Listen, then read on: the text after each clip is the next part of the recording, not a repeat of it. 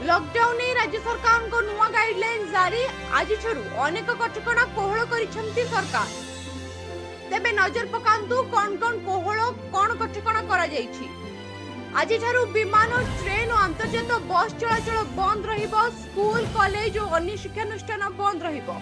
Hotel ले रहिबा कटकणा जारी रहिबो। Cinema hall, shopping mall, gym, sports complex बंद रहिबो। स्विमिंग पूल, पार्क, थिएटर, बार इत्यादि बंद रहिबो। तबे भीड़ जमुथुबा कार्यक्रम उपरे कटकणा बलवत्तर रखिसेंती सरकार। धर्मानुष्ठान और धार्मिक समावेश बंद रहिबो। सेही परी तीनोटी जोन अनुसार भी केतेक कटकणा को कड़ाकड़ी और केतेक कोहल करा जायछि। रेड जोन रे व्यक्ति को निर्दिष्ट क्षेत्र में बाहर को जीवाकू अनुमति। ओला एवं उबेर को निर्दिष्ट सेवा पाई अनुमति मिलिबो। 4 चकिया गाड़ी रे ड्राइवर सह सर्वाधिक 2 जन जाई पारिबे। 2 चकिया गाड़ी पछरे केही बसी पारिबे नाही। रेड जोन रो ग्रामांचल रो समस्त प्रकार निर्माण कार्य को अनुमति। सब शिल्प संपर्कित काम चलिबो।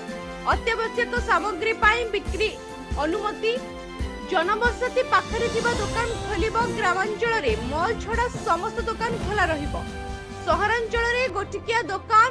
अत्यावश्यक सामग्री पाई ई कॉमर्स को अनुमति। घरोई ऑफिस से 33% कर्मचारी को नहीं काम हेबो। सरकारी ऑफिस भी 33% कर्मचारी रे खोली पारिबो। तेबे रेड जोन रो ए समस्त कार्य सामाजिक दूरता बजाय रखी करबा को निर्देश दिया जायछि। सेपटे ऑरेंज जोन रे विमान, रेल, अंतर्जात बस चलाचल उपरे कटकणा, किंतु ऑरेंज जोन रे चली पारिबो टैक्सी। जड़े ड्राइवर और 2 जन यात्री को नहीं टैक्सी चलिबो। 4 चकिया यान रे जड़े ड्राइवर समेत 2 जन यात्री जाई पारिबे। तेबे ऑरेंज जोन रे अनुमति प्राप्त क्षेत्र रे जिला जिला मध्य रे व्यक्ति विशेष और गाड़ी जाई पारिबो। तासह ऑरेंज जोन रु अन्य सब कार्यकलाप उपरु कटकणा हटिला।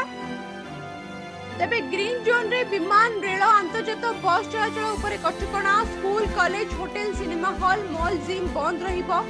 अन्य सब कटकणा कोहल सबुठारु बड़ कथा हेउछि सबु जोन रो 65 वर्ष रु अधिक व्यक्ति, अन्य रोग रे थिबा व्यक्ति, गर्भवती महिला, 10 वर्ष रु कम शिशु को घरे रहिबा को परामर्श दिया जायछि।